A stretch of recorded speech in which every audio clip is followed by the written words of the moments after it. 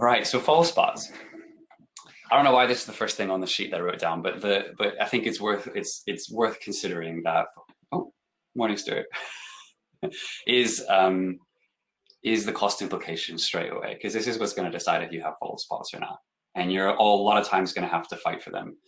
I think especially here in the UK, because it's less of a given if you're doing a musical that you're going to get two follow spots. Maybe that's just on the small little shitty shows that I've been working on. But in the UK, one follow spot will cost the producer 30 grand if the show runs for a year. In the US, it's a lot more. It's $120,000 for a ish, and I'm sure Tim will correct me, but it's roughly that for a follow spot operator on Broadway.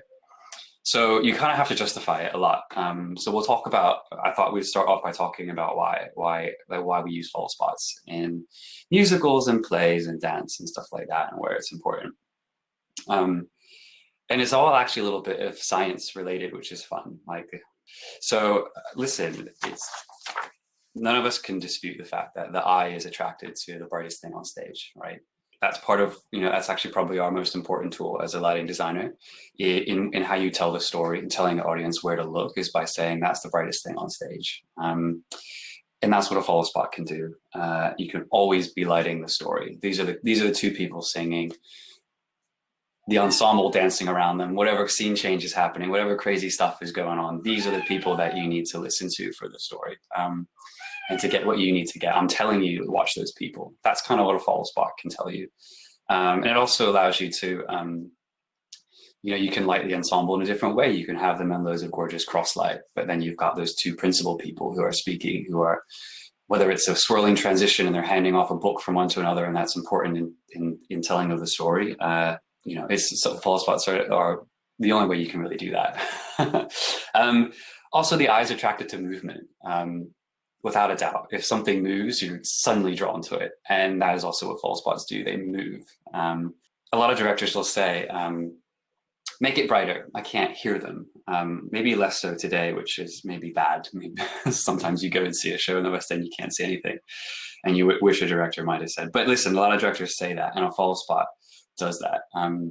You go see a show on Broadway, and they do brilliantly bright really well sometimes, and the lead singer is not only an amazing actor and performing their tits off, no doubt, but they're so bright, it kind of steers them into the back of your head. And sometimes that's a brilliant tool. Sometimes it's not. It's definitely not something you want to do all the time.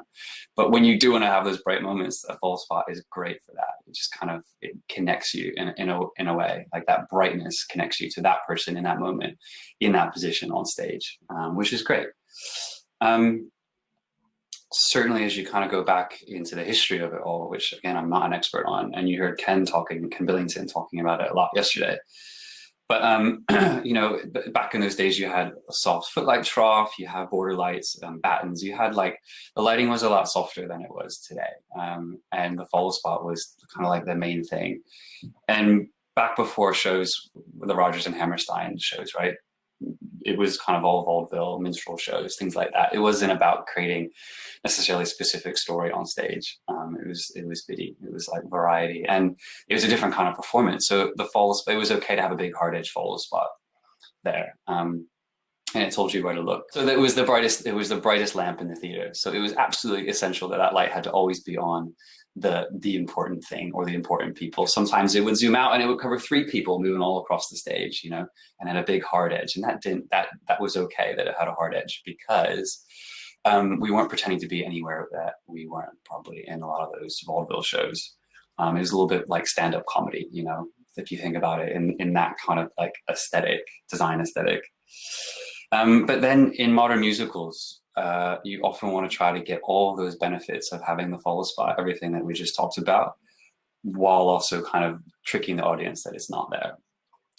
Part of your homework last night was to watch the opening of Hamilton. And while everyone who speaks, every time they've got a line, they'll have a follow spot or have a special on them, because what Hal Binkley is trying to do is tell you exactly where to look and when to look. Certainly on a show like Hamilton, which is so wordy, and there's a turntable and things are swirling around, and you need to help the audience know exactly what they need to see to get the story.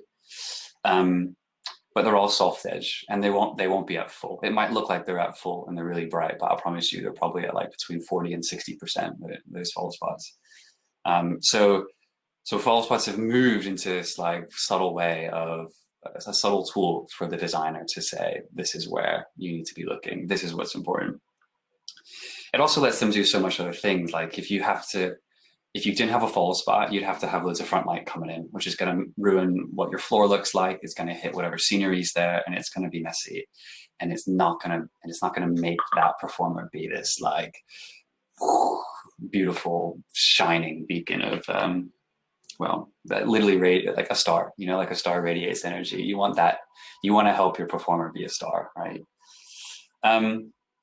So I've just been talking a little bit about a hard edge spot. Like, so just to be really clear, that is like, imagine a spotlight with the hardest edge you can. Think like comedy, stand-up comedy, right? To soften that, you put frost in. There's lots of different ways to do that, and we'll talk about that later. But it's important to talk about like the design aesthetic between a hard edge follow spot and a soft follow spot. So my example to you would be something like Chicago the Musical, right? You've got this musical that exists around two villains, not villains, that's not the right word, two criminals who are imprisoned for doing bad things. And they want to be vaudeville stars. So you have all these moments where there is a show within the show, or even let's say in the second act, where Velma Kelly, who's caught on the back foot, and Roxy is now the star. You know, she makes this big pitch to Roxy in prison to say, let's do a double act together. And she does this whole big solo dance and shows her what the double act could be while Roxy is sat in a chair. Now they're all in the prison, and we're not literally, it's not like the opening number where Velma Kelly is very much in her in her vaudeville act, and we do have a hard edge follow spot because that signals that we are watching a show within the show. But then in the prison, you might not think you're going to have that, but actually Velma Kelly, Ken has given Velma Kelly a hard edge follow spot for the very good reason that she in her head is performing on stage, selling this like dream and this vision to Roxy about what their vaudeville act could be. So it's a big hard edge follow spot, and that's fun for the audience. But as soon as she does the big button, it goes like that, the light cue changes, all the pink light goes away, and we're back in the prison, and the follow spot operator slowly slides in the diffusion, and we're back into that like very subtle, different kind of language for the follow spot. And they're right next to each other, and that is like a tool that a designer can use to to make the follow spot a character in the show, but also it helps to tell the story. All that nuance in the follow spotting can help to tell the story. But most often a follow spot is trying to be sneaky. It's trying to do all those like scientific things that I told you about earlier, but it is trying to do them subtly, so the audience doesn't know there's a follow spot there. How do you do that, right? I think the most important thing, and you're going to find a lot if you have a long career of calling follow spots, is you might have to you're going to get great operators, and you're going to get brand new operators who've never done it before. So, you're going to have to teach them a little bit. You might have to tell them, the most important thing is to get the head lit. If everything else around is a little bit sloppy, you got to light the face, because the second that follow spot doesn't follow that person crossing or slides and the light comes off of their face, the face is the thing that we're watching as the audience. And now suddenly there's a thing between me and the performer. Something's happened that I don't understand as an audience member. Their face has gone way dark. I now can't see. And I'm actually probably distracted by, like I said earlier, your eye is drawn to movement. You're probably following this random light that's now moving that you kind of didn't even necessarily know that was there. So to be a good operator and to help train good operators as you go along in your career, you need to tell them lighting their head is absolutely the most. If that's the bare minimum they can do, then they're a decent follow spot operator. But more than that, they need to the word to use is anticipate. They need to anticipate the cross. Someone doesn't just instantly start zooming across stage. They'll start to turn their shoulders first, and that's key to the operator, that person is going to move a little bit to the right. So it's all about anticipating. Certainly if it's a musical, they'll be doing the same choreography and the same blocking every night. So it's about telling them to anticipate and to stabilize. It's also about being subtle when you come in, slowly fading up, slowly fading down, unless it's like a specific thing that the designer wants. Maybe you on a button, you snap off, or we snap to a blackout. or it's a comedy pickup where you bing on or something like that. So, but often it'll be like a slow fade. And also like when a person's exiting, say they're exiting downstage left into what we call bay one, or between the two downstage legs. If the follow spot doesn't fade off in time and hits the house proscenium or the legs, it actually, again, using all that logic that I told you before about your eye is drawn to the brightest thing and it's drawn to movement, what's going to be the brightest thing suddenly out of nowhere is going to be the house proscenium, not the performer. So say they're like getting their applause and they're doing their playoff and they're going off stage, and suddenly the house proscenium lights up really bright. You've now stolen a few seconds from that performer's like big amazing exit. So things like that, is like those sort of things is what you need to have your eye on as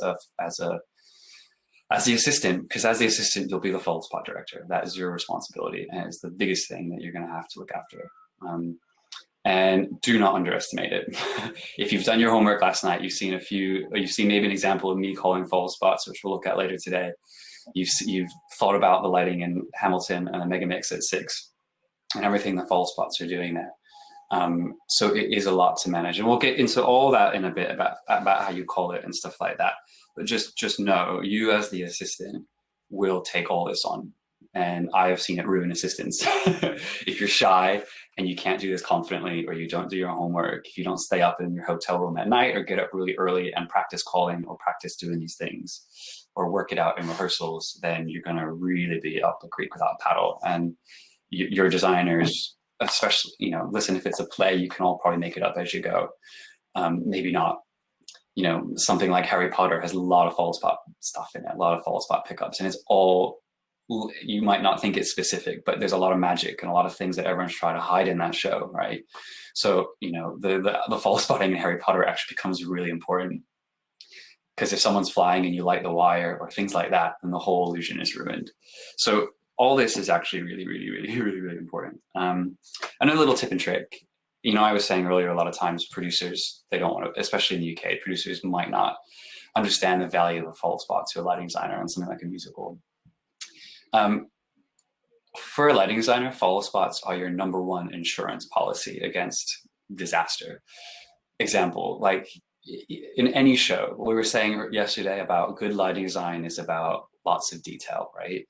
So a good show will have lots of specials, even if it's all subtle, right? You'll still have lots of different cues and things that are targeted at moving our focus around on stage, or there'll be a special for somebody. But if that light doesn't work and that front light special doesn't come on, then you're screwed. Or the moving light is stuck and it comes off somewhere else, and the operator's frantically trying to get it off. But what follow spots buy you is an insurance policy against moments like that being totally lost. So you might have a performer in the dark for a second, but a good follow spot operator, certainly if you empower them, will pick that person up and save your ass. And this is like compounded on the road, right? When a show is touring and you've got a day to load a show in,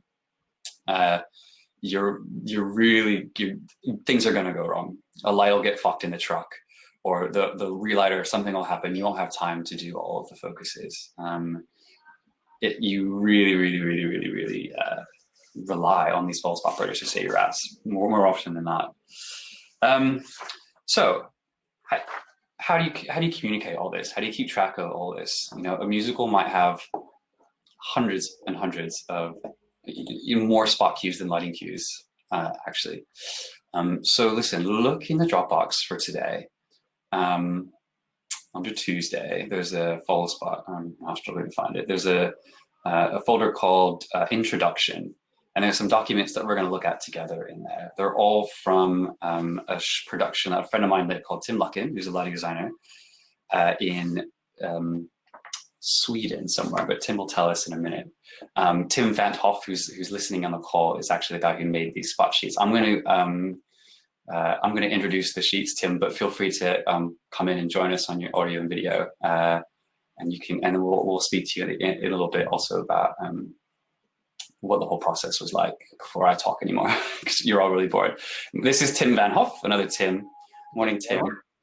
So Tim, you might not have these documents at home, so I don't know if you're in the Dropbox or not, but I'll walk them through this stuff. But then you can fill in anything I missed, or you can answer questions or help explain things and tell us all about the process. So listen, the first thing is that cover sheets folder. So if you open that, the first sheet is called Followspot cover sheets 1 through 4. Bit of a foreign language. Oh, Stockholm. It is Sweden, but I forgot the city. It's in Stockholm. Now listen, there are 4 follow spots on the show. We know by looking at this document, follow spot 1, 2, 3, and 4. If you go through all 4 pages, that's just a really nice fancy cover sheet. But what's important is it tells us where it is, what it is, who's it for, the date, what version of the show this is, and who did it, and things like that, right? And then more excitingly, if you go to the next document in the cover sheets folder, the follow spot info sheet. So if everyone's looking at this Witches at Eastwick follow spot sheet, this presumably, Tim, will be in every one of, so when you hand like a queue list to a follow spot operator, this is probably at the front of that. And it has all of Tim's symbols and what they do and describing them. It also has a little size guide. So in a sheet like this, you're gonna end up abbreviating everything. So it has a key and it defines what all those abbreviations are. And then it also has what the colors are for the follow spot. That'll also be on the lighting plan and stuff like that, but it's important that the operators won't have a lighting plan. So this is important, especially if you're doing a new show and they need to go cut their own color or something like that. It's important to have all that. And it's certainly important for you to be able to keep track of all that, say the show comes back at a later date. If you look at the thing called WOE follow spot master, so that'll be Tim's master sheet for all the follow spots. And you can see there's 4 main columns on this document: follow spot 1, 2, 3, and 4. Again, it has the colors at the top and it defines what those columns are. And on the left, you can see that there's a whole column for the follow spot queues. The next column would be for the lighting queue that spot queue happens in, and Tim will have. So if you look at like follow spot queue number 24, that probably happens in conjunction with lighting queue number 33. But the next queue along says in queue 34, so it doesn't happen with queue 34, but all those queues will happen while the lighting state queue 34 is on stage, and then a description of the queue, and then in each individual operator's columns, it'll have a description of the action. So you're fading to black, you're picking up, PU means pick up from the info sheet, picking up Michael and Jean. And it has, Tim also very helpfully says where. Listen, like what you need to know on any commercial show is you have absolutely no idea who's going to be running the follow spot for you once you leave. In fact, you've seen an example maybe. What you need to know on any commercial show is you have absolutely no idea who's going to be running the follow spot for you once you leave. In fact, you've seen an example maybe of the Cirque du Soleil show that I called maybe last night in the Dropbox. We'll watch it in a minute anyway. But I had 3 different teams of follow spot operators because in Germany, everyone gets evenings off sometimes or doesn't work 6 days a week. They all have nice lives. So there was 3 different teams of follow spot operators. If someone's sick, it has to be robust enough that anyone can just step in and figure out how to do this, right? So you have to remember that every operator will not know where Michael and Jen are in Q33 when they're supposed to pick them up. And if they're coming out of a wing, they're entering from downstage left in bay 1, then you better communicate that, because if they're pointing at downstage right, then the follow spot pickup is now going to be 2 seconds late. And that has an impact, of course, on the show. And then last thing, and I'll give the floor to Tim, is there's an individual lamp sheets folder. That is this exact same document, but it's broken down for each specific operator. So know that these guys are operating a massive steaming hot light in a probably steaming hot attic, probably as close to the roof as possible. And they'll have these things on a music stand with a light.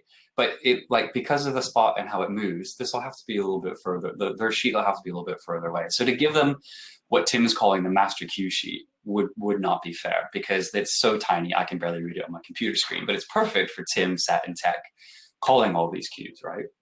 Yeah. But it's probably not good for the operator. So what Tim has done, because he's a great assistant, is he has made a queue sheet for each operator. Again, it's the same info. It's the same probably Excel sheet or whatever. Tim will tell us in a minute.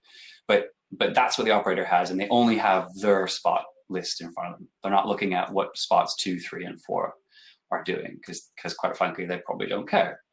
So Tim, tell us a little bit. What was it like, Colin? What was it like working for Tim? Where did all this start? Well, Did he, well, did he give you as free you, as you must have rein? felt before, it was fun to have a lighting team with two Tims. So everyone that just whispers Tim is talking about lighting, which is good in some ways and useless in some other ways. But especially Wish the Peace Week, which was a 4-spot big commercial music hall with, I think we had 2 weeks of tech, but only 3 previews. So it's there's not a lot of time to get things into your system. And I think Ken said that brilliantly yesterday as well, that as an assistant or as an associate, as I was on this one, is you are an extension of someone's eyes. So like you're like a second pair of eyes to look at things and make sure that everything we're looking at looks good, or the way, in this case, Tim Lutkin wanted it to look. And with Followspots, that's, you have a lot on your hands. So I don't think Tim was particularly like fuzzy about how things looked. We didn't have a full on conversation about what needed to happen. Yeah, well, it's probably worth saying, Tim, that in most cases, as the assistant, you'll go to rehearsals and you'll create this sheet without the designer, without much input from the designer. You probably create a first pass at this, right? And you probably did such a good job that Tim didn't have to get involved, but he probably did get involved and say, actually, pick up that other person. It's that pickup you're trying to do is important. Don't worry about that. I'll light him with a special or something like that. So you were the spot director. You were the spot director and spot designer, right? Yeah, you're the Followspot lighting designer. Yeah. And I think the tricky bit is, like, as soon as Tim sees something, you're always too late. Like, that should have been on my plate, and I should have figured it out. And I can't, in a way, I couldn't bother Tim saying, "Ooh, we already have 4 spots on, but the main person coming from upright, I don't have a spot left." That is not his problem. That's my problem to sort that out. And if I really need the programmer or Tim to make a light or solve something, that is my last sort of resource, last thing to fix. I should sort that out on my own. And how this process worked as well, because of course we're working with a Swedish script, and I'm Dutch, and like, although it sounds probably the same, it's definitely not the same. So we were constantly in prep already working with a English script and a Swedish script, and then figuring out which version was actually the most up to date.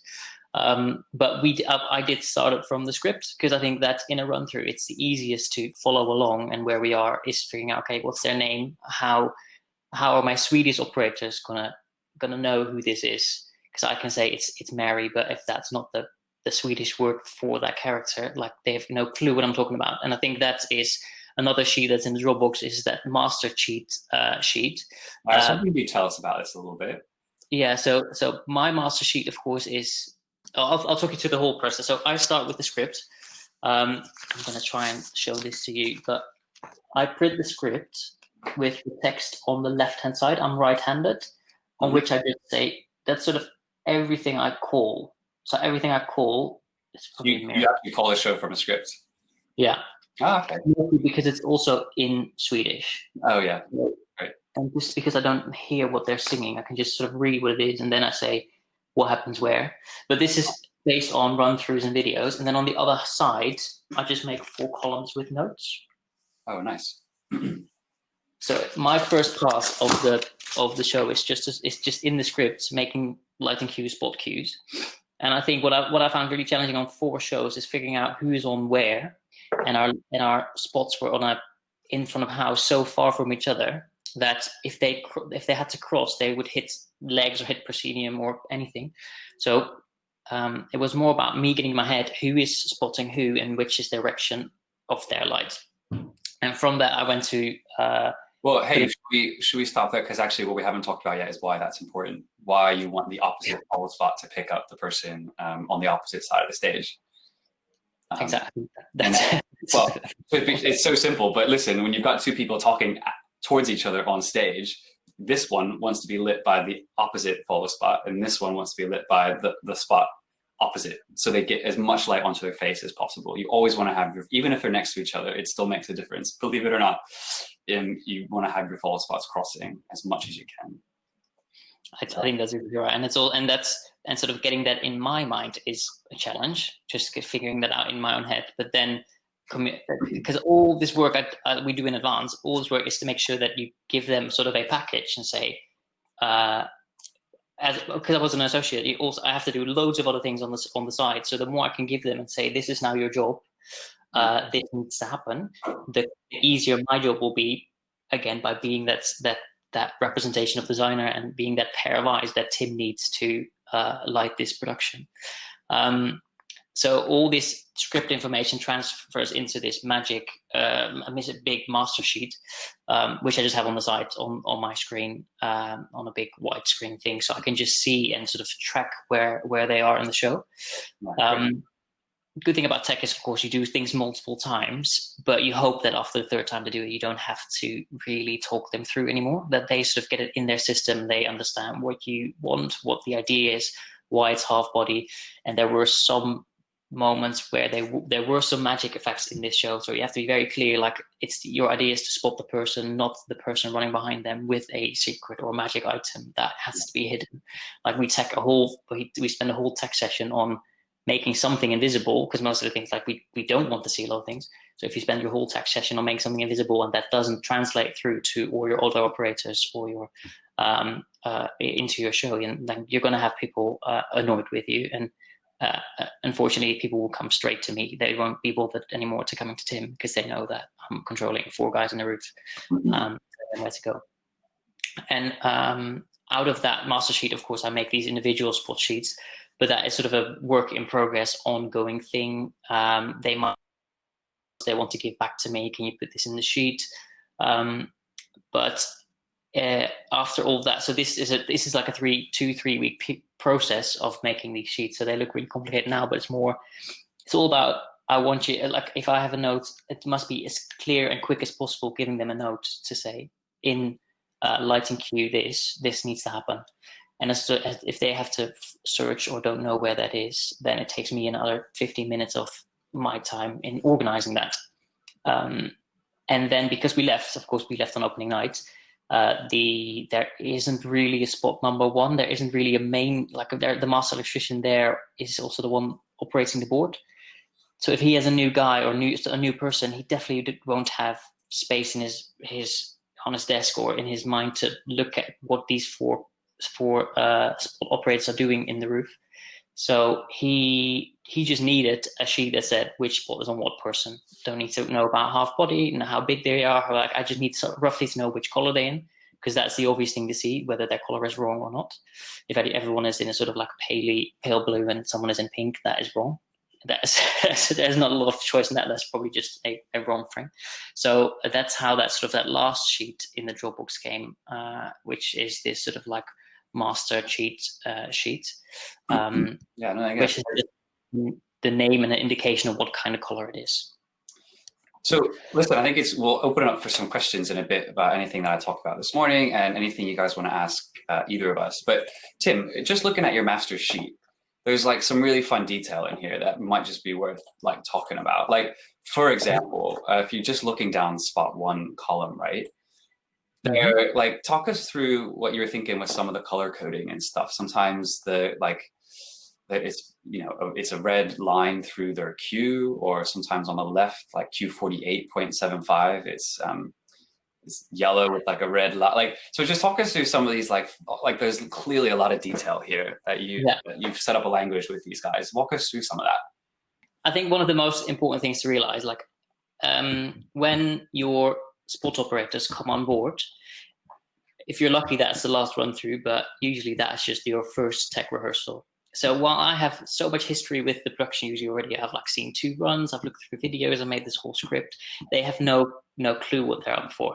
So most of my job is to get them as quickly up to speed as possible, and how to make that really clear. So teach them the show. Making sure that we run along, we can tech with them, everything. So that master sheet, of course, in the end, displays so much information that I also start giving myself notes, like color swaps that always go wrong. We always miss this color because it's auto quick, or they just don't pay attention. In that master sheet, I just try to give myself hints as well. Yeah. So especially the one that 48.75, which is definitely a lighting cue that's added along the way. That has probably not been planned, but it is some sort of dimming down because I think we have to cross over, or I think about it. Someone switches the lights off. So if someone switches the lights off and everyone stays still at whatever it is, 80% or 75%, that is just that you sort of lose the magic of that moment. Everyone sees like, oh wow, we have a halo around 3 people on stage. That doesn't make you, the director, was fucking honing in on, and you had to make sure they did it right every night. So that's why I highlighted double to myself. It's like, because along the process I start queuing less and less to give them the ownership of the whole show. But I had to call that one multiple times because we could not do that wrong any more often than we did over the 7 times in tech. But it didn't happen. Hey, and just to elaborate on what you just said about queuing them less and less through the process, what that might actually look like, and it depends on your operators every single time, or it might just be one operator you have to queue up till opening night, right? But like all through tech, we'll get into calling in a minute, but you're calling absolutely every single detail. And hopefully the same thing for the dress rehearsals, but maybe by the first preview, you might have to go in the booth in the back and you're just giving them standbys, you're not giving them goes. So you're just kind of giving them a heads up about what's coming, or you're helping them out through the bits that you know are really difficult. So you're slowly starting to like pull away and let them stand on their own. And then even as you go through previews, you might even be able to leave the booth and stop calling them because they'll hopefully learned it. Or you might just sit there on headset to help them if they get lost or things like that. So it's like part of the job is slowly kind of backing away and letting them take over, which is what Tim was talking about. I think most important now, we're in such a luxurious position where we can videotape everything. It's less what did we do before that? It's less strict in Europe than I think it is in the US, but we can do, as long as we don't publish it and don't be appropriate with the information, sensitive information, we can use that to speed up our process and help your operators or help everyone on the team to do their work as good as I can. And I think that's why I found out it's like having a language difference. My English is decent, but of course I speak English to someone else who is also not their own language. Like you just need to find a common way of communicating and do that as quickly and under a lot of stress. So we use like especially certain sections which were just complicated, and Tim showed some stuff in the Dropbox. It's just complicated moves. We're having a luxury that I could just call them in 15 minutes earlier and say we're going to do this section today. This is the video. This is what needs to happen. So I think like there's no like some ways people like no one will tell you what to do. You just have to make it work. So everything you can that helps you organize yourself, organizes the operators, or organizes the whole show is allowed, as long as you don't hurt anyone. Well, that's brilliant, Tim. Hey, who's got some questions? Who's got questions for Tim or Tim? Anything we talked about this morning? You can just turn your camera on, come in. Do Followspot control their own intensity? Well, that is a good question. They do and they don't. On Six the Musical, they don't. There is a lot of new technology coming through where like the light is a moving light. It's a really bright, special moving light turned into a follow spot.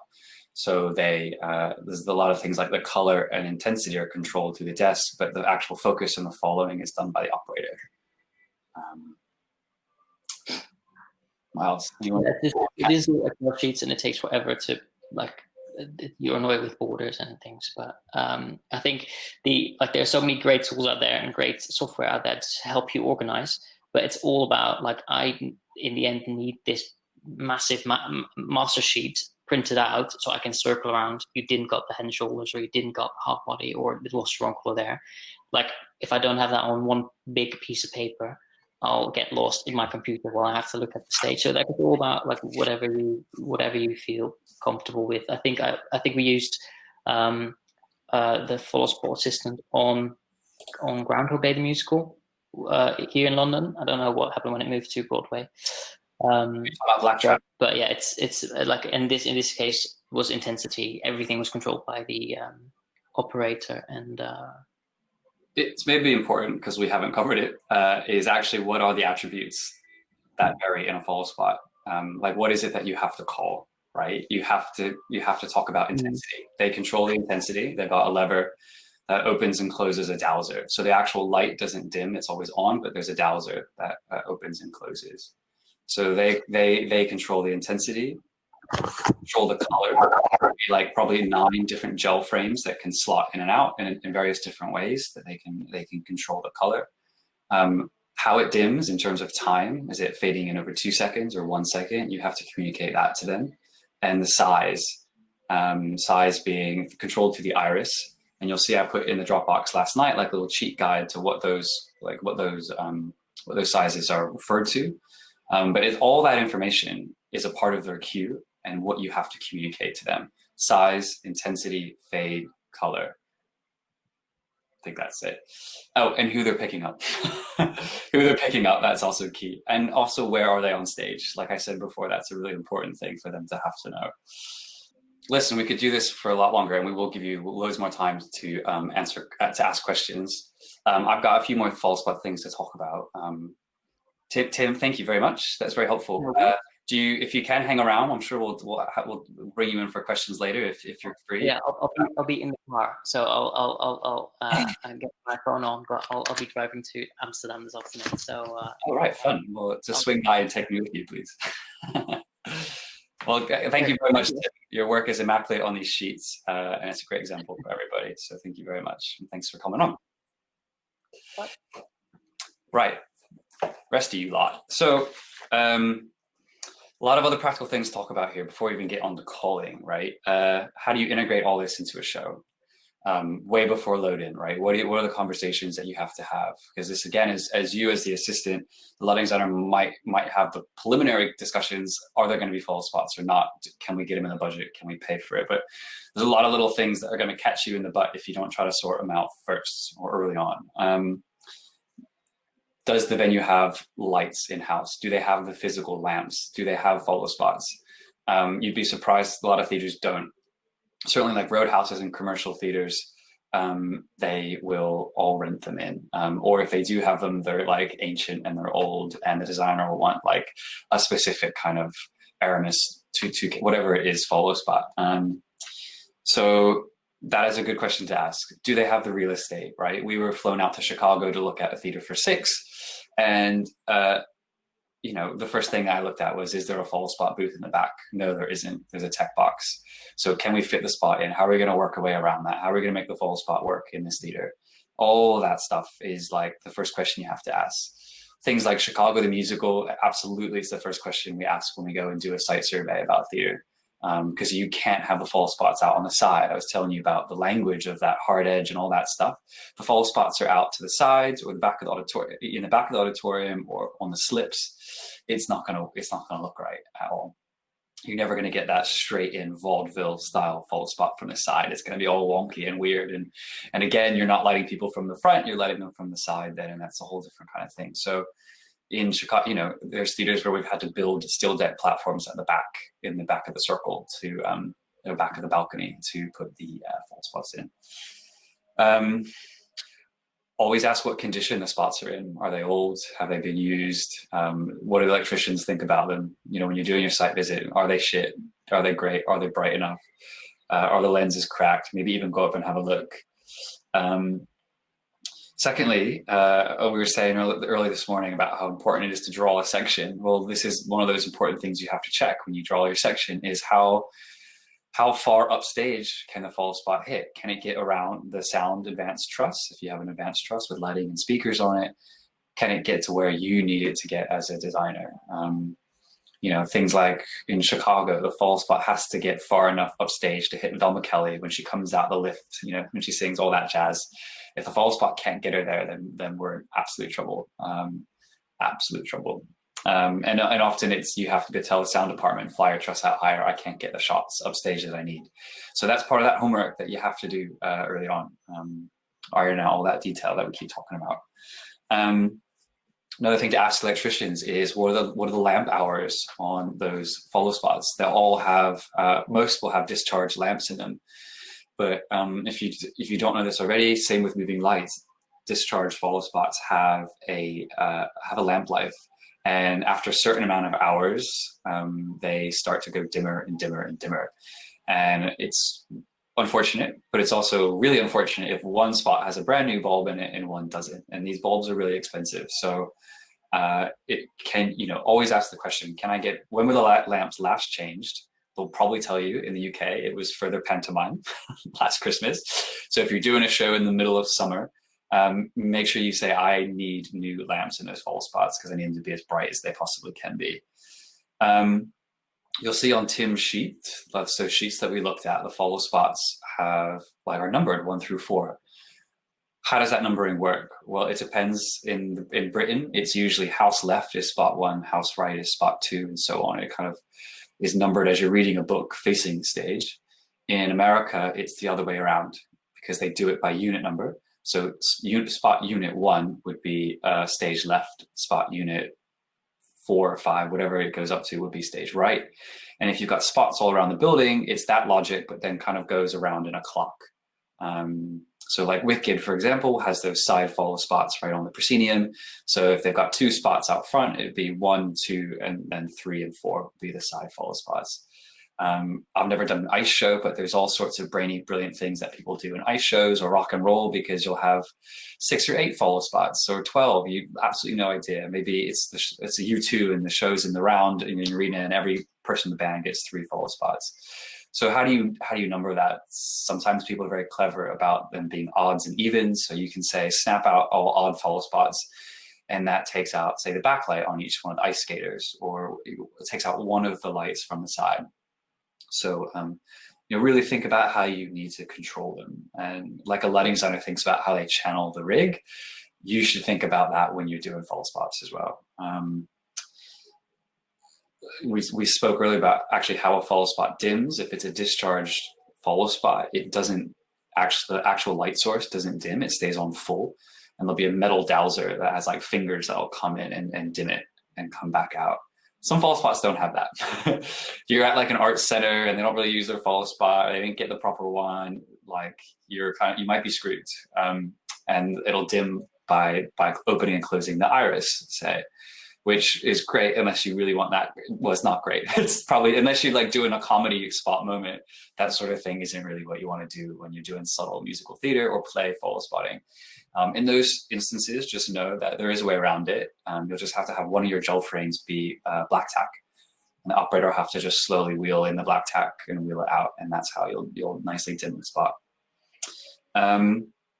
This is a mistake you're only going to make once, I promise you. The most important thing is ahead of time working out with the sound department the comms situation. A lot of times the comms for the follow spots are in-house equipment because it's just something that's always there that they use on every show. Often it's not. Often a sound department will kind of be your friend and think about that, but you have to check that. And certainly on a musical, I don't know if you've heard the video of me calling that Cirque du Soleil show, but I don't ever stop talking, or rarely do. And if there's only one channel for lighting, meaning the lighting designer and the programmer have to have their conversation on the same channel the follow spot caller is having with the follow spots, you're never going to get the show open, ever. It's impossible. And I've been in situations, like I say, you only make the mistake once, but you get in positions like that where you can't, especially if you're doing an out-of-town tryout for a musical at like a subsidized house. They don't have that four comm channel experience. They don't understand that. They've only ever had two channels of comms, and it's for everyone on stage in the building. And you can't do a busy show like that. You have to absolutely make sure that you get your 4 channels of comms so that lighting can have 2 of those channels so that you and the designer aren't talking over top of each other. Otherwise you'll never, ever, ever, ever, ever, ever get the show on. Another thing to think about that as I've come across is operational noise. When we first did Scottsboro Boys at the Young Vic, it's a 350-ish seat, like big, very big, but studio space, a great actually intimate venue for the show. But we had, big bright follow spots at the back, which they've never had up in one of the balconies. And it being an intimate studio house with like no really sound dampening or anything, you could hear first of all, the follow spots that they talk on comms, even whispering, you can kind of hear that. If they're changing colors, it goes ka-junk, ka-junk. You never hear that in a big theater because the follow spots are in a glass box, but in a studio theater, that's a whole different thing. So that's something you need to think about. Certainly the sound designer was not very happy. And what actually ended up happening was we built a soundproof room around them.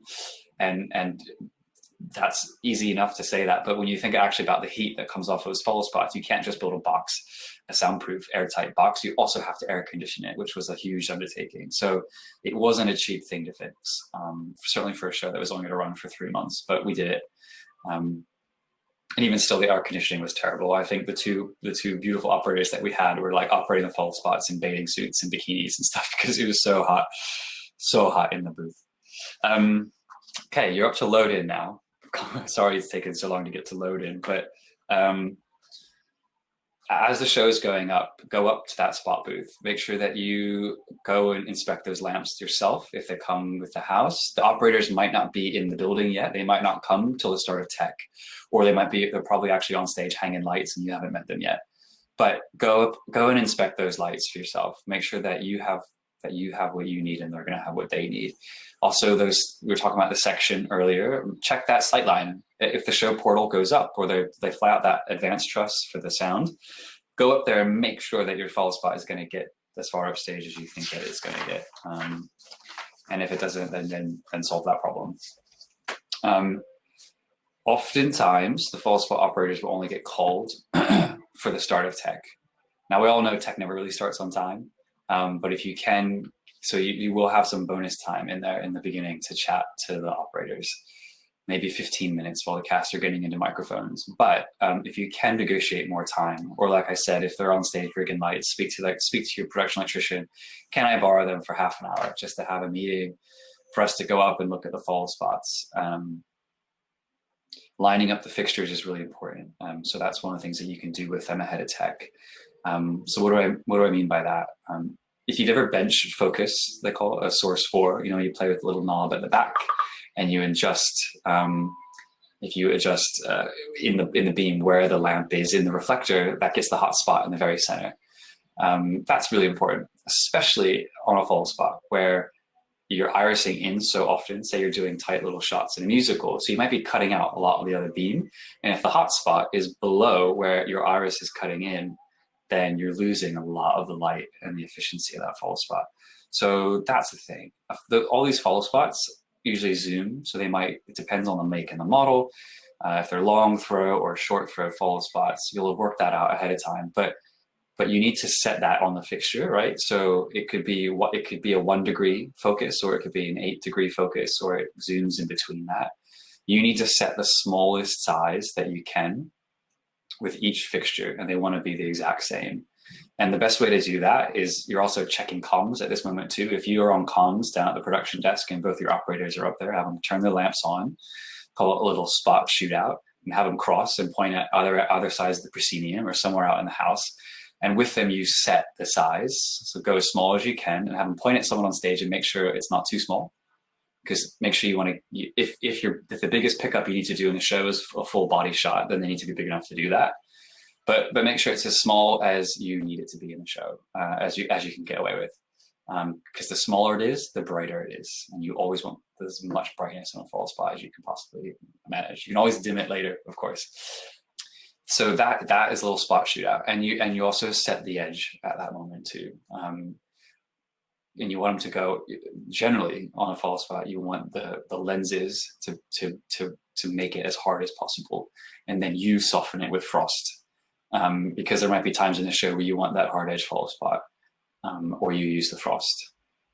Follow spots, some of them have internal frost. I'd recommend against not using that, unless it's way better. But listen, if you use that internal frost and you think you then have 6 colors you can put in the front, and the show goes on tour, or it gets relit somewhere else, and the venue doesn't have a follow spot with an internal frost in it, you've now found yourself needing to cut a color, which you might have gotten really attached to, and you don't want to do that. So if you can, try to make it work with 6 colors, or even better, 5 colors and a frost.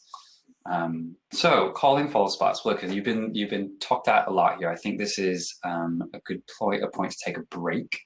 But also, I have a film that I'd love you to watch in your breaks. So we'll take a little.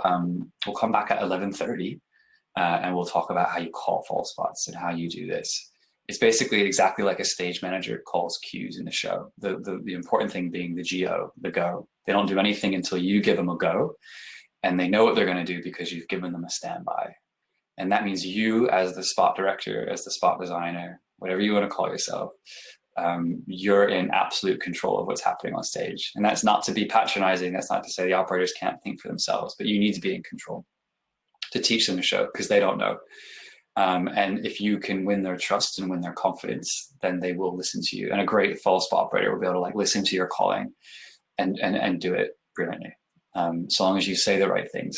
There's a 5-minute video of a show called Paramore, which was a Cirque du Soleil kind of experiment. It was on Broadway, and then it took to Germany, lighting by Hal Binkley and Ryan O'Gara, who you'll meet tomorrow, who was the associate on the show. And I was out there with them as well and helping out and calling false spots and stuff. And it's a dress rehearsal. If the video is of a dress rehearsal, you can hear me on the GoPro is filming it. You can hear me in the background calling false spots. I hope the sound is okay. Sometimes it is a little bit quiet, but you get the idea, and you kind of see what I'm doing and how I'm setting them up, and you'll see that it's busy. And this is not an uncommon sort of opening on a musical in terms of how busy it is. So this is what you kind of need to get prepared to be able to call. The spot sheets are in there as well if you want to follow along. The video doesn't start at the very top of the show. It starts in light cue number 19. So if you're looking at the Followspot sheets, you'll see where that is. And you can try to listen. And it's not, I don't call it perfectly as well. You'll find mistakes, and you can tell me later. There's certain things that you have questions with, absolutely go for it. But it certainly gives you the idea. There's just some little notes about the video. You'll see 3 big set changes. The last set change is into like the big finale of the opening set. Loads of set practicals everywhere. They look like they're strobing. They're actually not strobing. It looks beautiful in real life, but because they're LED and the lens on the GoPro, it's an illusion that makes it look like they're strobing. You also see the stage manager doesn't call some cues properly. It is a first dress rehearsal. And it looks pretty good for a first dress rehearsal, but it was not the finished product by any means. So listen, I'm going to stop talking. Have a look at that. Take a 10-minute break. Follow along on the spot sheets if you want, and then I'll come back and give you some more info on how you actually do that.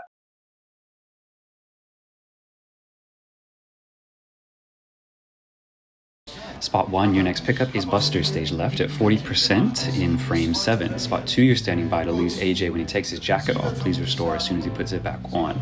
Spot 3, your next pickup is Verna coming in from stage right, frame 7 at 40%.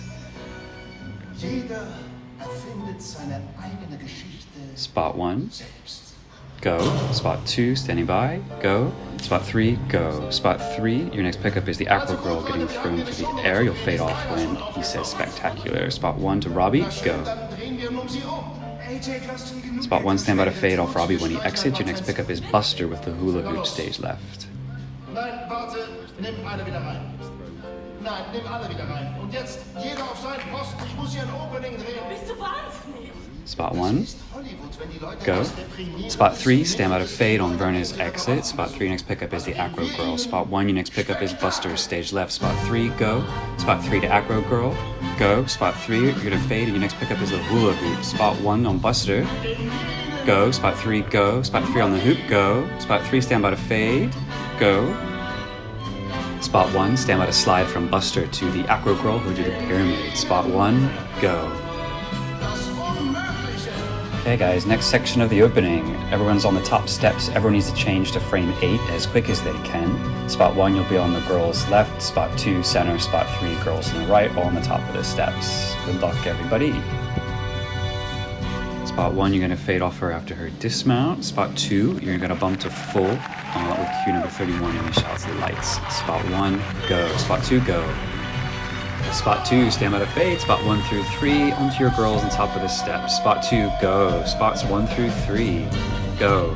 Spots 1 through 3, opening to full body as they get to the bottom of the step. Spot 3, your next pickup will be Gina, stage left. Spot 1, your next pickup will be the tumbler, up stage right.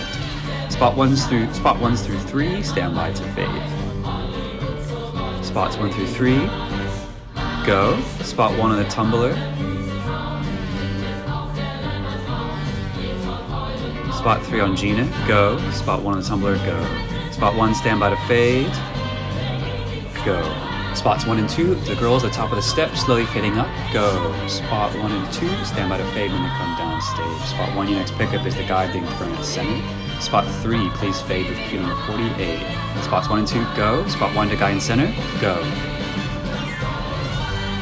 Spot 1, stand by to fade. Spot 1, go. Spot 3, stand by to pick up Tom, stage right. Spot 2, you're picking up AJ out of the toaster, frame 6. Spot 3, go. Spot 3, stand by to fade. Spot 3, go. Spot 2, go. Nice work, guys. The next section is the tumbling section. Spot 1, you're going to grab tumblers 1 and 3 from stage right. Spot 3, you're going to grab tumblers 2 and 4 from stage left. Pick them up, and then you'll auto fade after they do a little bow. Next pickups, though, is the silver girls getting tossed up onto the steps. Remember, you're going to cross, and it's right after the tumbling section. This is for spots 1 and 3.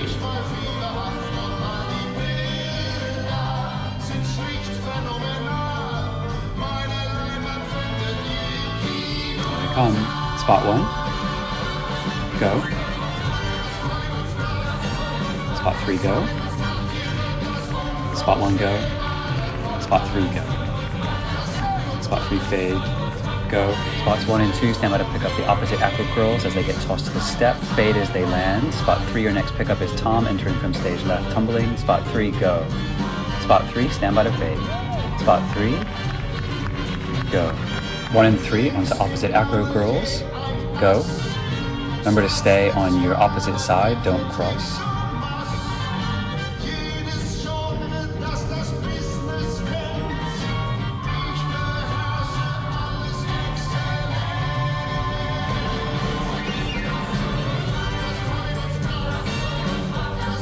Spots 1 and 3, stand by to fade. Spots 1 and 3, go. Spots 1 and 3, stand by to restore. Go. Spots 1 and 3, stand by to fade. Spots 3 and 3, go. Spots 1 and 3, stand by to pick up the acro girl on top of the steps. Spots 1 and 3, go. Spots 1 and 3, stand by to snap out. Cue number 98. Spots 1 and 3, go. Spot 2, stand by to fade on AJ's exit. Spot 1, your next pickup is Joey, stage left, frame 2 at 60% half body. Spot 3, it's Indigo left.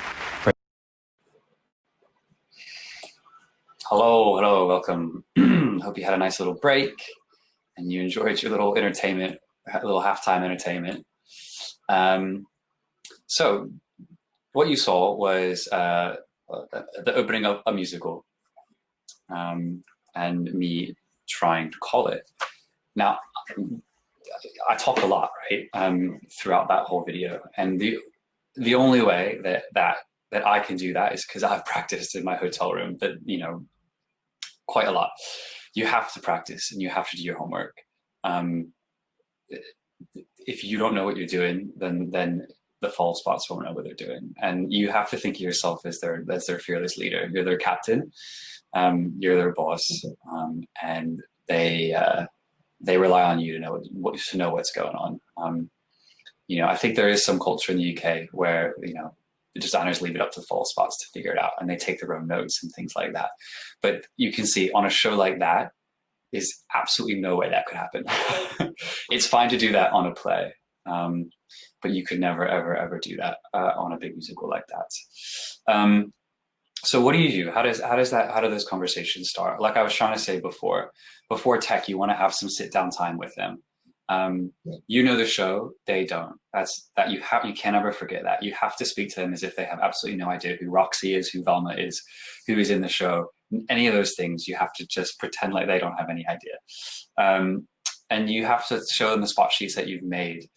In the same way that Tim has put in the Witches of Eastwick spot sheets that you've looked at today, he's put in there that sheet that goes through all the abbreviations. You have to have that conversation with them.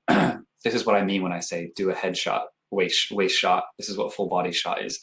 What is the language? What are the sizes for you? My cat's come to join. So that's important. When you're calling, you have to be as brief as possible. And you can hear actually in that video, there are definitely moments and there are times where I don't. I think there's once where I don't even give them a go, and that's by pre-arrangement. And that's because I've rehearsed it in my hotel room, and I've known that there's no way I can get those words out in time. So I have that conversation with them in tech, or we discover in tech that there is absolutely no way I can get those words out in time. But we have a conversation. We're super clear what. A good tip would be also like, listen, starting tech is always hard. Getting this language out is always hard, especially if you're working with operators who don't speak your language. Which happens a lot. So, kind of what Tim was saying, you have a rehearsal video probably on your laptop. If you have 15 minutes, just sit down, print out their spot sheets and go, listen, this is the opening. Follow along on your sheet. I'm going to call it. I'm going to point out which character is what, and start building that relationship so they can start to listen to how you're going to call the show and how they need to respond. Another little tip, if the spots are available for sound check, it's the absolute best time to teach them who's who in the cast. And if you can arrange that for them to be up in the spot booth while you're on comms, while they're doing a mic check, while they're all lined up on stage, is the absolute most amazing time to teach them who's who, right? And that's also when you can be doing your little lineups on the pros and getting the follow spots. That use every minute of your day to help the follow spots along. Don't ever stop working them, because it's a lot to do. If there's a break before every tech session and after every tech session, while the cast are getting in and out of costume and in and out of microphones, the follow spots are still being paid. They're on the books. You're not running anything in the show. Get them down so you can have 10 or 15 minutes to give them notes from the afternoon, or you can answer questions or talk about things. Like, just always, always, always stay on it. But listen, you're their stage manager. You're their god. You have to control the situation, because I'll tell you what's going to happen is the designer or the director are going to shout at you. I'm not going to shout about the follow spots. They're going to shout at you and go, what the fuck's happening? Why isn't it not as we talked about? So you have to control them. And I don't mean that in a patronizing way, but it's your responsibility to make sure they're doing what they're doing. So if you're, and listen, it's happened several times in my career where you have to fire follow spot operator. You'll feel really bad in that instance if you haven't done everything you can to help them. If it's your bad calling that is also causing them to screw up and they get fired because of it, then that's a problem. So you can't let that happen. One time, actually, when I was doing Scottsboro Boys in the West End, John DeMoose and I were moving it into the West End for Ken Billington, and I tried everything I could with this one follow spot operator, but he just was not going to get there. We could see that. So he got fired, and someone came in, but that same night, but they couldn't run the spot because they had no idea what the show was. So I had to go up and run the follow spot, and he watched me, which was certainly something I thought I could do better. I didn't do a bad job, but it was certainly terrifying to kind of put my money where my mouth is, and deliver it. Again, I've said this, imagine they have no idea what's going to happen next in the show. Even if you're in preview 5, this happens to me sometimes, you're so caught up in what you're doing, you just can't see what's going to happen next. So that's important. Also, straight away, by having that meeting before tech and before you start actually calling the show to them and writing the cues, you'll suss out straight away if they're new or they're fresh or they have experience or they have any idea what you're talking about. And that'll really vary. There's so many times this happened where they're brand new operators. So I'll be like, right, we're going to do follow spot practice. We're going to do a little follow spot workshop. I'm going to have my wireless comms on. I'm going to walk around on stage and I'm going to say, spot 1, waist shot on me, spot 1, go. And they pick me up as I'm walking across stage, and they practice using their sights, because that'll be the follow spots will have a little sight on them. By the way, that is something that often the show pays for.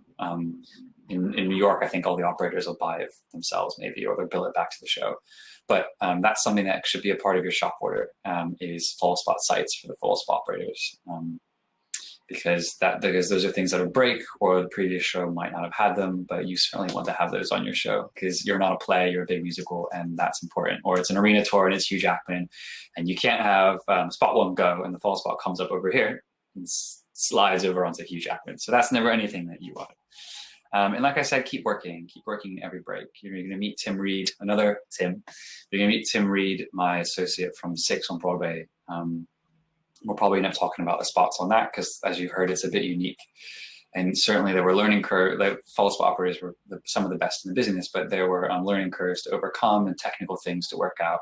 And every time we stopped tech, every time there wasn't something happening on stage, he had his wireless comms on and was up on stage helping them, giving them a chance to practice, trying to work out all the kinks and stuff in that new system.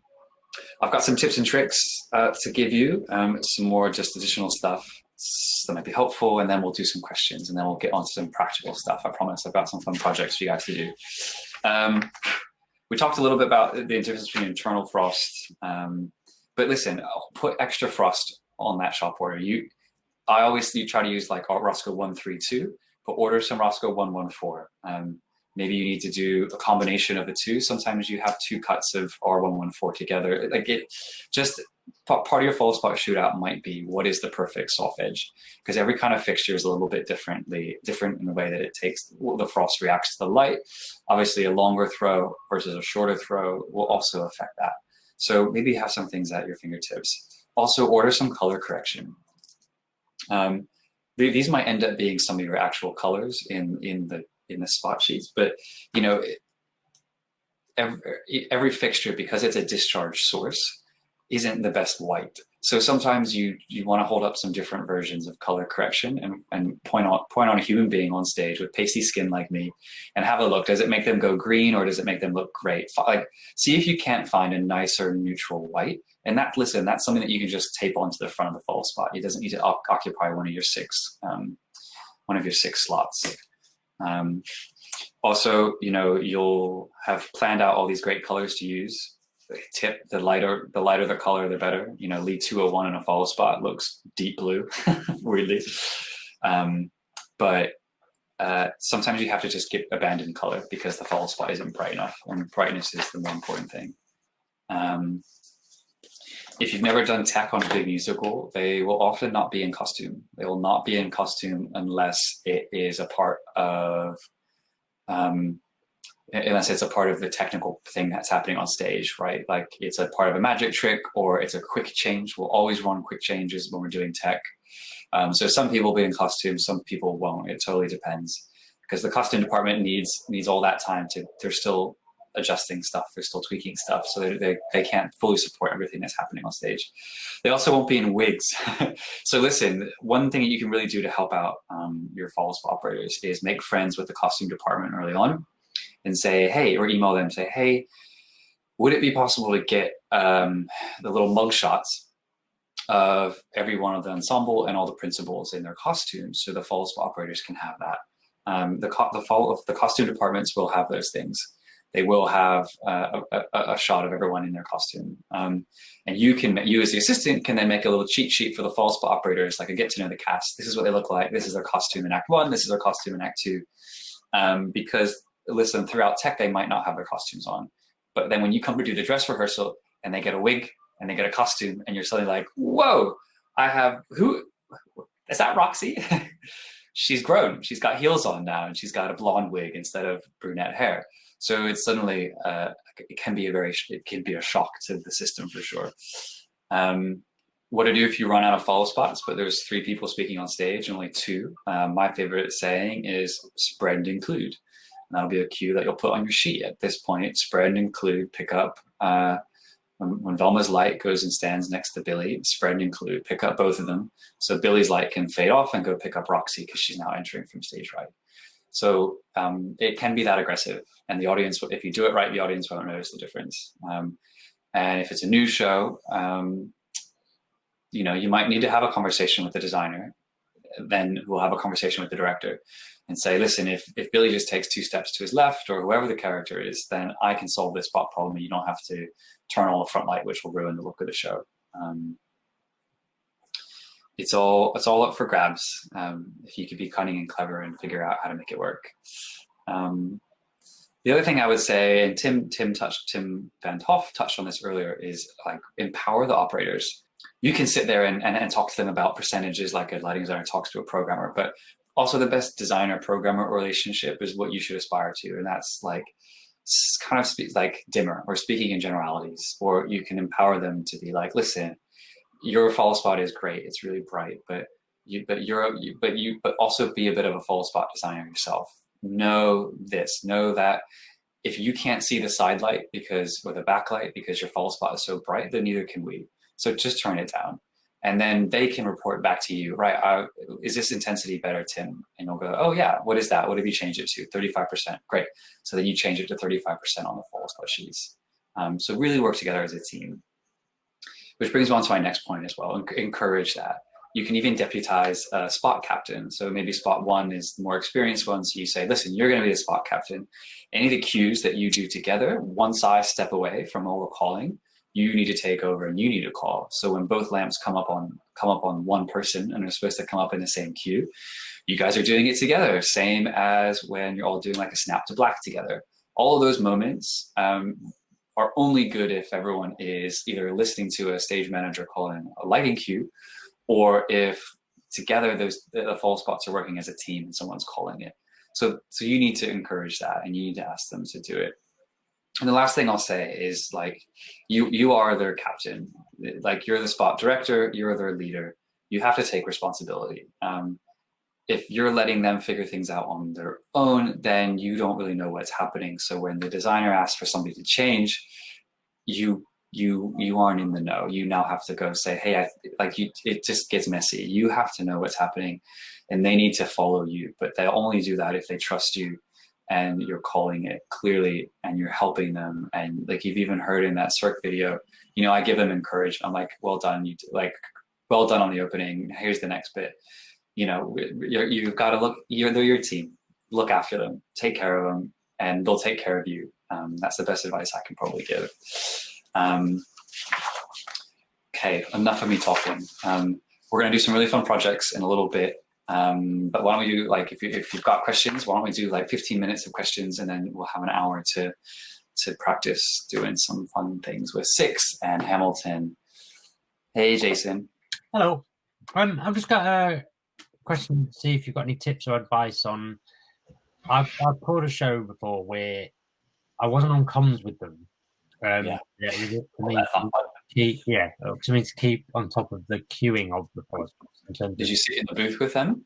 No, I was at the tech table. It was actually at the Opera House. So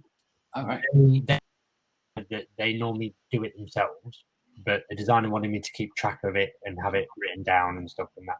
So when we were changing things, we were trying to communicate through the designer or the programmer back to me. I just didn't know if you had any advice on in that situation where they normally used to do it themselves, but actually it would work better if you did it how we've just been talking about. Those institutions, those opera houses, those are all tricky places because they are stuck in their ways, whatever those ways are, and that's totally fine because it works. Clearly, it works for the Royal Opera House. But maybe you just build in some time. Say, guys, while everyone's getting out of costume, just come down and we'll talk about today. But also, too, you're sat there watching what they're doing on stage, so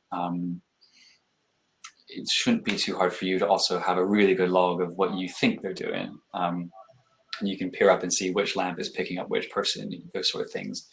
And then you can try to get out of them intensity and you're listening to if the designer is changing color and stuff like that. So you can try to keep track of that stuff. It is a bit of a backwards sort of, it's not really how a big commercial show would do it, but yeah, you're right. There are certainly at the Opera House and the National and different places like that. They do those stuff, which is in a way great. It empowers those operators to be artists in their own right. But yes, it does make it harder for you to keep track of it. But maybe you can also just say to the sound department or one of the production guys, listen, I need to speak to the Followspots. I need comms. I need another ring of comms down here, which they should be able to do. Like certainly the Opera House will be able to do for you and stuff like that. And then you have a direct line up to the roof and you can ask questions.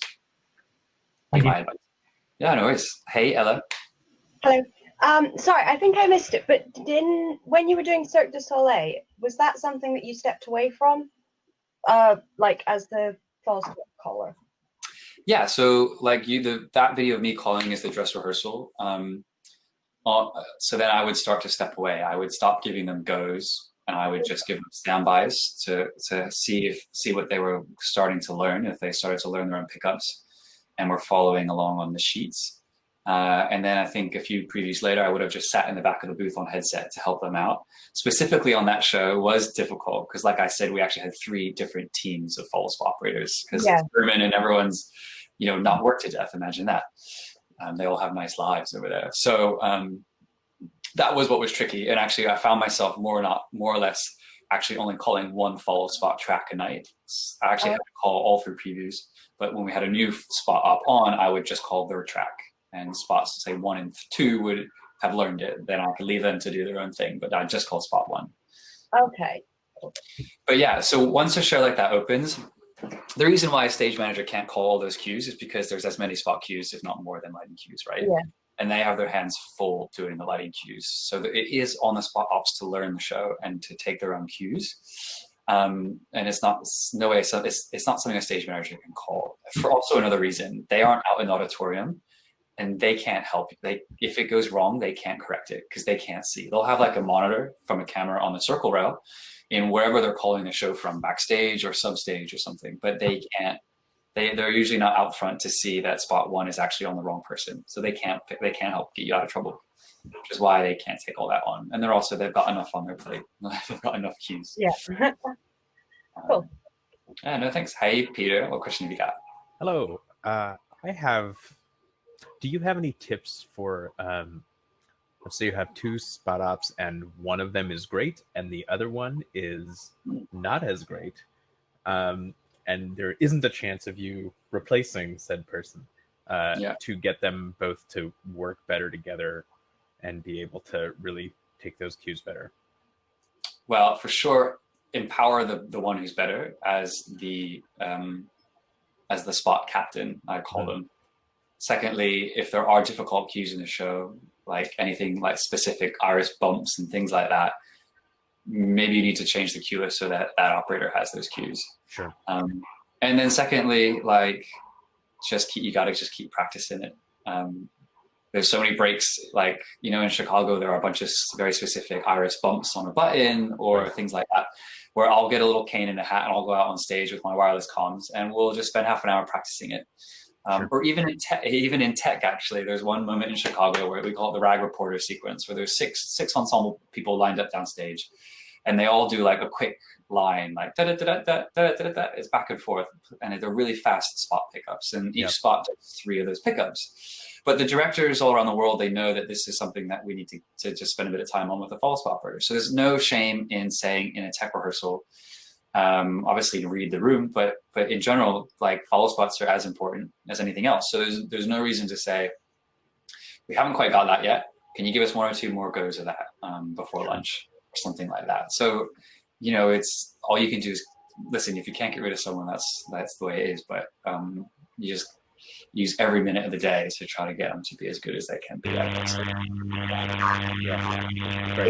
I'm wondering about your progression from West End production to the Yard at the Shakes to Broadway, with how you adapted your spots, because initially I was confused about having only 2 spots due to the nature of the music as well as the performers, until you mentioned that they were automated spotlights, and you can see that on the left-hand column in your follow spot. So I imagine that initially in this production, that wasn't something that was on the table due to like expense, etc. Every production of 6 has had 1 follow spot until we got to the cruise ships, and then we had 2 follow spot operators because that's what they had on the cruise ships. But we've always kind of wanted to, because what it really means is that, like in sequences like House of Holbein, which you also have clips of video for, you can really do those fast pickups, especially in that sequence because it's all UV. or very dark blue to make all their glasses glow orange and their roughs, not orange, glow green, and their roughs glow that green for House of Holbein.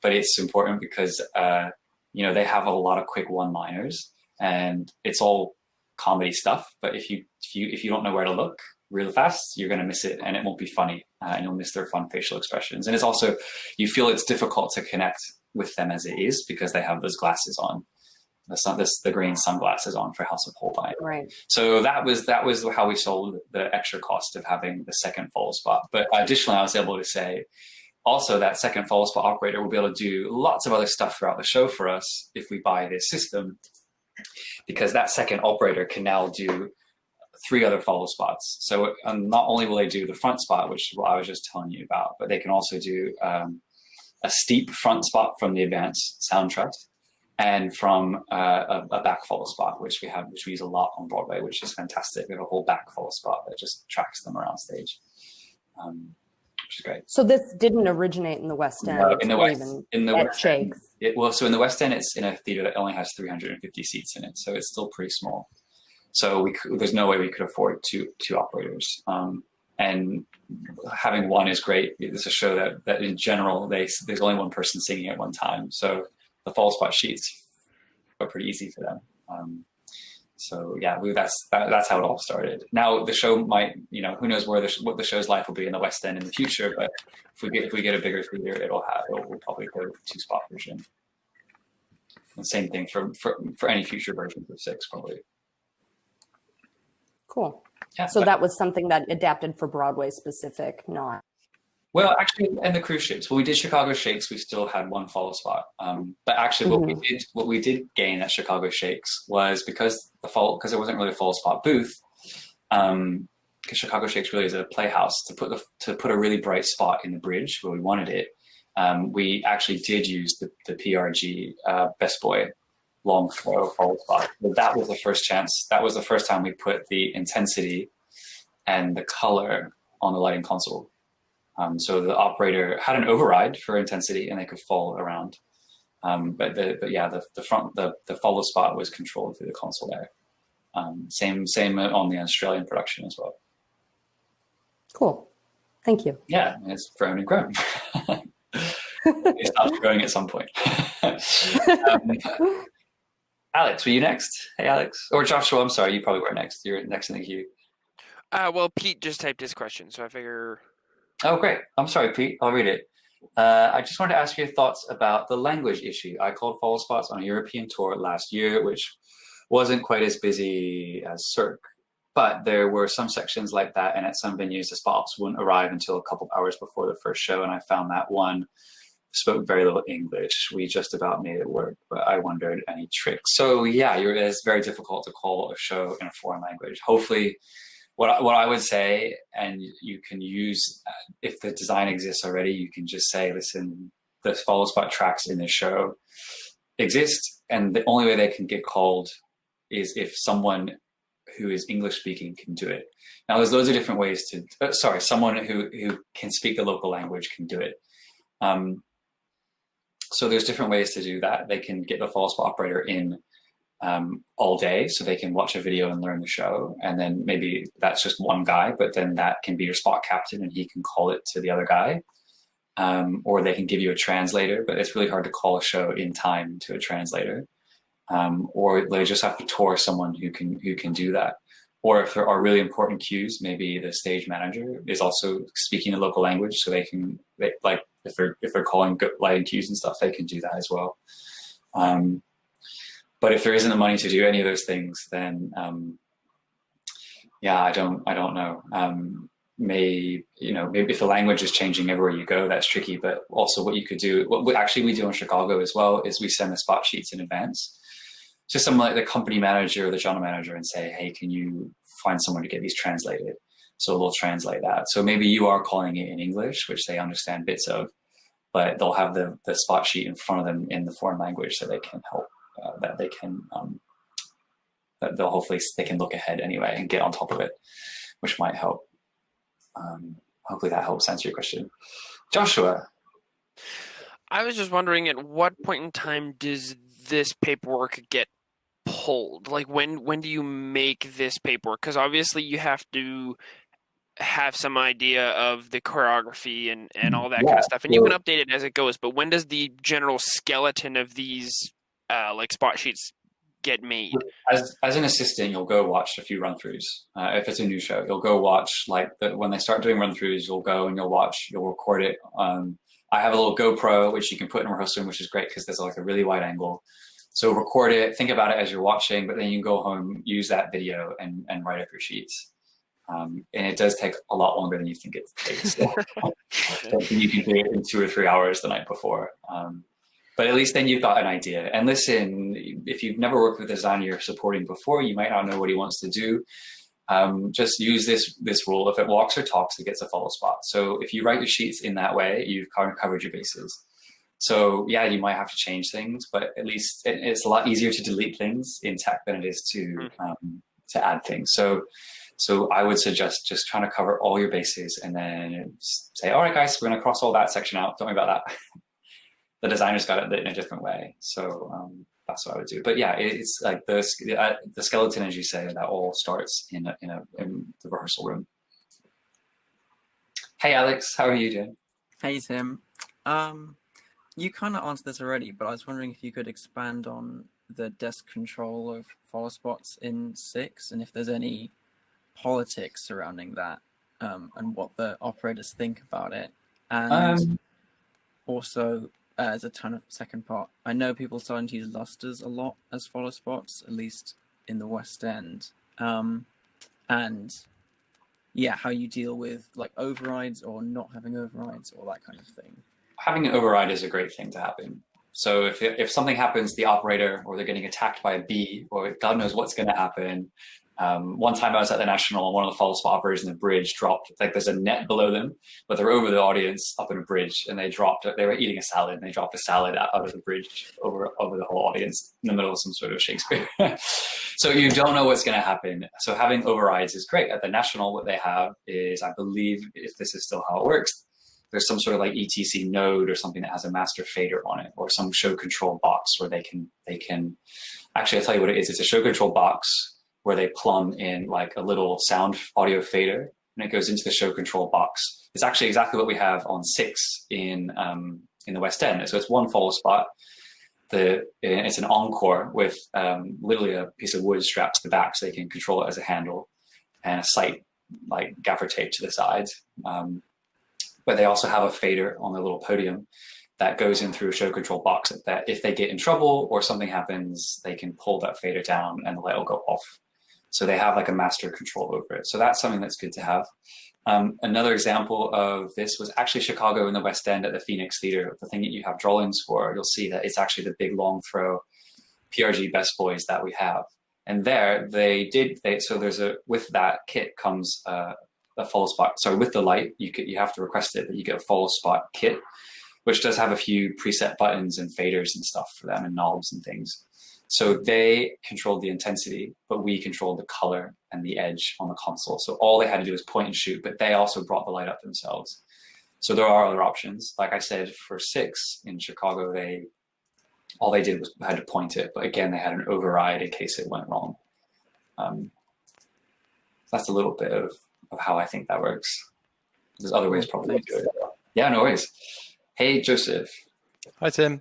So I was just wondering about what your kind of general thoughts are on color selection for spots. What sort of frames that you usually pick to go into your generic HMI follow spots? Well, I'll tell you what I did to start off with, and what I recommend you do is actually go through the archive in the Dropbox and just start writing down commonalities. Certainly when I started out calling follow spots for Ken, and then I'd go and design my own show, I'd go look at what Ken did. I'd look at his colors and see if they were right for the show or not. And you will see that it is sometimes little color corrections and things like that. But it is always the lighter color. It's lighter than you think makes a big difference on a follow spot, because it is a subtle thing and it's bright and it's on people's skin. So unless it's like a special sequence in the show, you're not looking to do like really saturated colors, because chances are you won't see it anyway. And like I said earlier, like Lee 201 feels really saturated in a discharge follow spot. and have a little play with color corrections and stuff too, and try to find that perfect white. Yeah, it also depends on the show, depends on the costumes they're wearing and that sort of stuff. If you've got these big, beautiful vaudeville moments, you'll want some nice lush pinks for all the showgirls and stuff like that. So it totally depends. I see quite a few. Sorry, go. I was just saying, but yeah, have a look at those. Have a look at the plots in Dropbox, and you'll see what design, and you'll probably see like how Binkley will have a set certain things that he likes to kind of. You'll see some commonalities between designers for sure. Yeah. So I see a lot of people, or well, some designers working in the Western theatres, working with minor screens quite a lot, particularly when shows have quite a broad range of skin tones. Is that something that you use personally? Yeah, sometimes, or sometimes you have it as a frame. If you can only think of 4 or 5 colors to put in the spot, put in a correction, and it really can help. And listen, it all depends on what bulb is in the follow spot. Some follow spots have great, or not great, but have a better color balance than others. So you'll start to learn which lights have more and don't have. But what I would recommend is if you are in a big musical and money always matters, whatever you're doing, but it's not expensive to throw in and some extra sheets of color correction on your shop order, so that you can make sure that you've got your bases covered and you can have a little play. And that's part of like lining up the spots and getting them ready for tech is trying to maybe find the best version of white that you can in the spot. Cool. Great. Thank you. Yeah, no, thank you. A few more questions